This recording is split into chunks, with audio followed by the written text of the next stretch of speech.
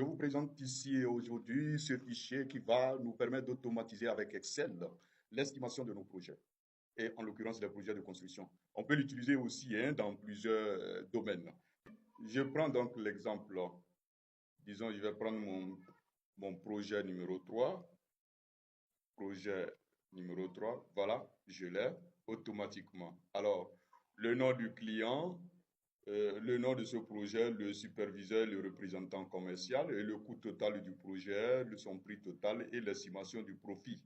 Alors, je peux avoir donc ici le statut. Le statut par défaut ici, c'est nous sommes à l'étape de la rédaction de l'offre. Donc, à tout moment, on pourrait se retrouver en attente d'approbation, approuver, refuser ou bien en cours ou bien terminé. Alors, pour vous dire, donc, je vais revenir en admin ici pour vous montrer les différentes catégories d'articles que nous aurons à paramétrer. Dans notre cas, ici, nous avons les articles, les équipements, les services, la main-d'œuvre, l'expédition, voyage et les différentes commissions et les statuts que je venais donc de présenter, la rédaction de l'offre, etc. Les unités, donc per heure ensemble, pieds en mètres carrés en jour, ou bien, etc. Et puis ici, nos paramétrages par défaut du projet, et je vais revenir à ça. Et puis, nos messages de pied de page.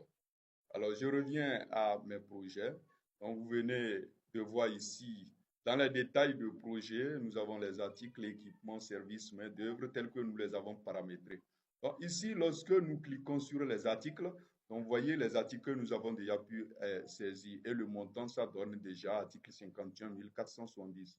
Ainsi de suite, au niveau des équipements, nous avons là, services, voilà, la main-d'œuvre, les expéditions, les voyages, la commission. Alors, voilà les articles que nous avons déjà saisis pour ce projet. Voilà. Et en même temps, nous avons un graphique là qui nous détermine en même temps le prix total comme mis en haut là-bas, le coût total, l'estimation du prix total et maintenant le profit qui est à 44%. Donc, il faut dire, hein, ici, donc, vous voyez en quantité, l'unité, alors le coût unitaire, le coût total. Donc, si nous sommes dans le cadre d'avoir gagné un marché de construction, vous voyez, nous estimons déjà ce que ça doit nous coûter, mais en matière de vente de l'offre de ce service, nous aurons à l'offrir à quel prix? Donc, ici, ce prix unitaire et le prix total. Donc, ne voyez pas ici dans cet exemple où le coût total est égal au prix unitaire. C'est qu'on est appelé à réaliser de profit. Ici, nous ne l'avons pas certainement au niveau des articles. Vous voyez, donc au niveau, quand je prends cet exemple ici, vous voyez le coût unitaire à 950, mais le prix unitaire d'offre est à 1950. Voilà.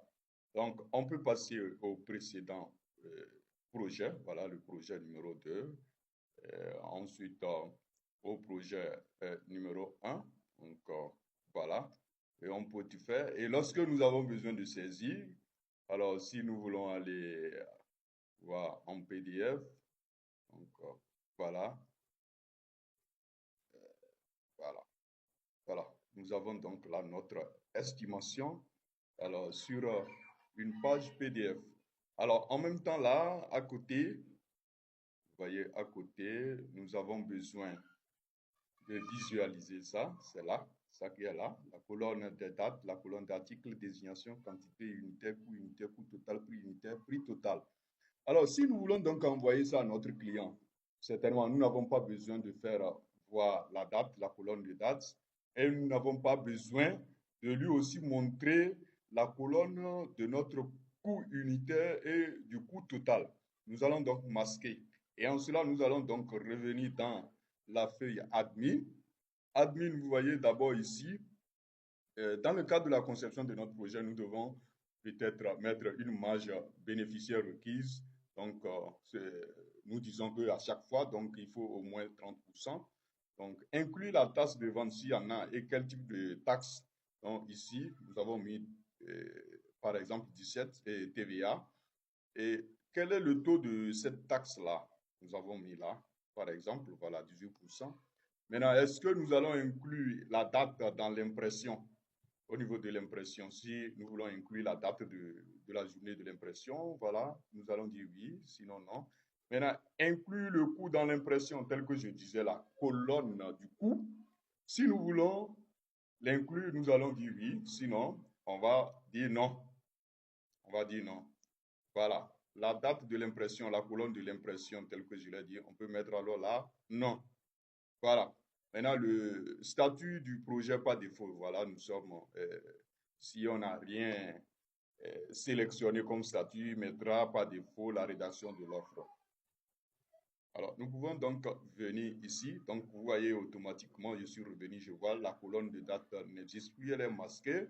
Ici, je n'ai plus le coût, donc ceci là, c'est cela donc que je vais imprimer et puis envoyer à mon client.